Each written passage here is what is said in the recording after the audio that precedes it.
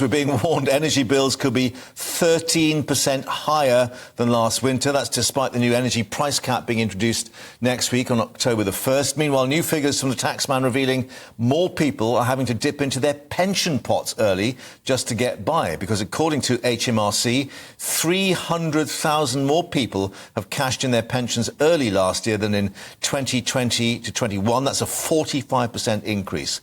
Let's get more with our political correspondent, Katherine Forster. And Katherine, an indication perhaps that those, I think they're described as economically inactive, who maybe are not, of pensionable age as yet, still have to dip into their savings.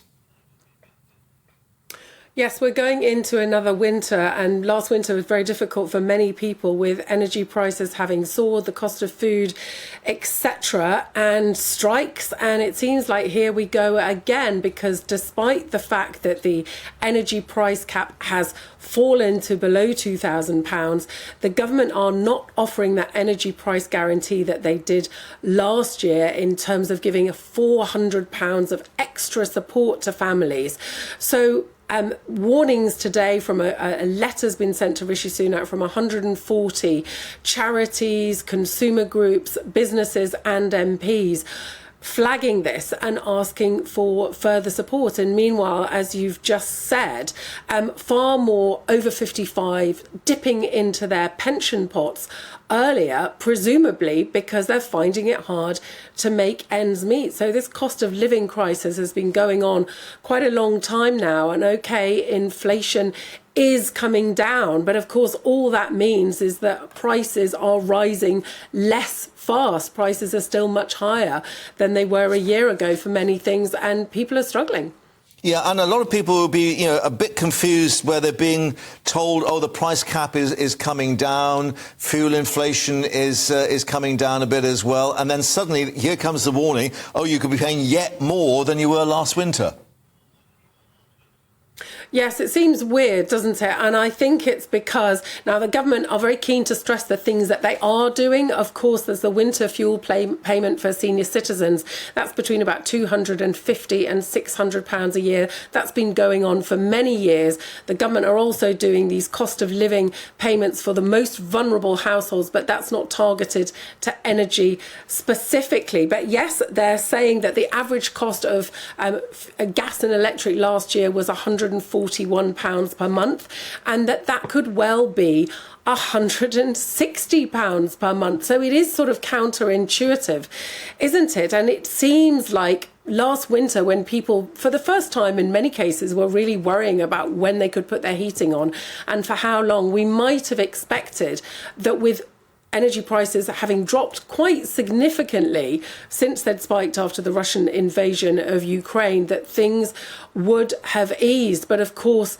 the suppliers buy their gas and electric a long time ahead, and there is no sign whatsoever of an end to this war. And also, I think it's a reflection of the fact that we haven't focused on energy security in this country for many years. We've thought for a long time that we can get whatever we need from wherever we want, whenever we need it. And what the war in Ukraine has proved is that we can't. But we don't have the necessary infrastructure in place now to be self-sufficient. And OK, we're going to focus more on nuclear. There's more gas and oil licenses being granted, but these things are going to take a long time to feed through. And it does sound like gas and electric prices are going to be high for a long time to come. And certainly they're, way over 50% more than they were just a couple of years ago. Yeah, and of course all that feeding into that decision on the Rosebank oil and gas field. But where does this leave the government now for the party conference this weekend? A bit of good news, as we were discussing there with Liam, in terms of growth in the economy.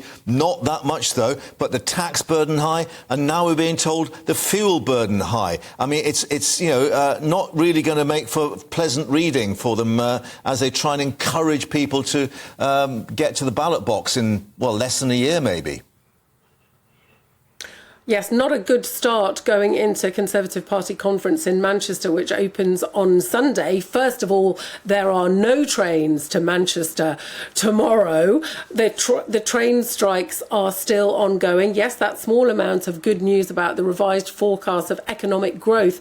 But I think to most people, it simply will not feel like that. And the news, of course, from the Institute for Fiscal Studies, that the tax burden is at the highest level since 1948. We think of the Conservatives, don't we, as a party of small state and low taxes, but it hasn't been like that for a good few years. We're at a very high tax point and a very big state point. Now, of course, the government would say that's not their fault. They've been responding to events. We've had the invasion of Ukraine. We've had COVID, the global shutdown, having to pay people's salaries during furlough. This has all been massively expensive.